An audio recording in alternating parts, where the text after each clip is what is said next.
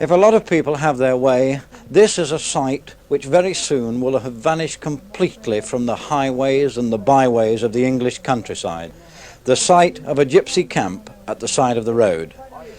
For the gypsies are nomad, and there's very little place in our society today for nomads. The gypsy arrived in this country by way of Egypt from India centuries ago, and the term gypsy is derived from the word Egyptian, where it was mistakenly believed they originated.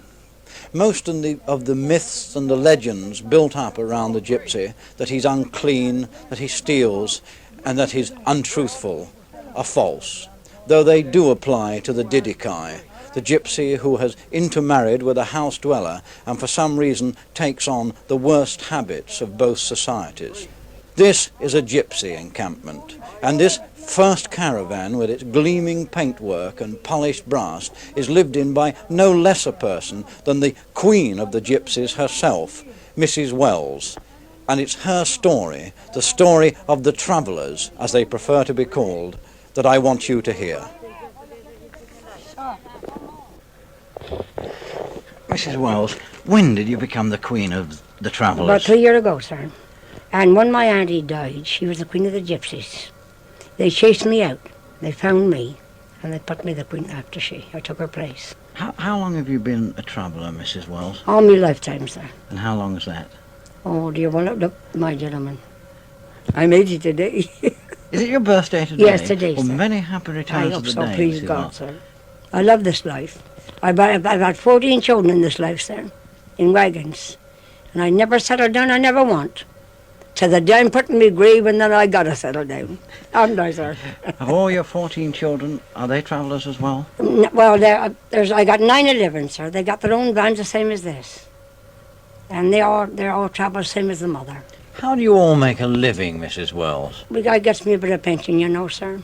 There's a bit of pension I gets and do the best we can, rakes along. Sometimes makes a few clothes pegs, few tables, and a few paper flowers, and hawks the country through. And that's how we gets along. What's it like on the roads today, Mrs. Wells, compared to the old days? Well, in my days was far different what it is today, sir. We could go out in the field, take the nets and the ferrets, ferret out a nice few rabbits, go and get a few taters, a few swedes, and a nice hawk of bacon or a nice little bit of beef sometimes. Put on a good pot full of taters and swedes and bacon, and make your children a good bellyful so you know they have got a good bellyful. We would crawl along and snow up for a middle to get a few green pigs sticks out of the age, to fetch them back to unthaw them, shave them, rind them, chop them off and tin them and melt them, put them on and go and sell them. To get the children some bread to keep them from starvation. Because all your rabbits have gone now. What do you do now? Oh, I wouldn't eat a rabbit now, so if you give me £1,000 eating. I couldn't, so we're poison ourselves, shouldn't we? How much longer do you think the travellers will go on travelling the roads? Well, no, of this I heard a great deal of, back some time ago, said that they was going to settle down the travellers. But they wouldn't settle down me, sir. You will go on? I'd be gone, I wouldn't settle down, sir. No, I'll keep roaming. I've done good for thousands, sir. And I say I'm always an old traveller, and I die an old traveller. And there's not one in the world where you should never give me a bad name.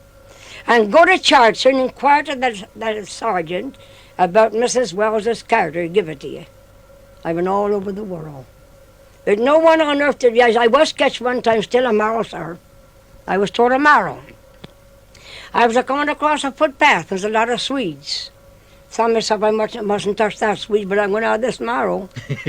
I had the marrow, sir, and of course the farmer come to me, they reported it to the policeman.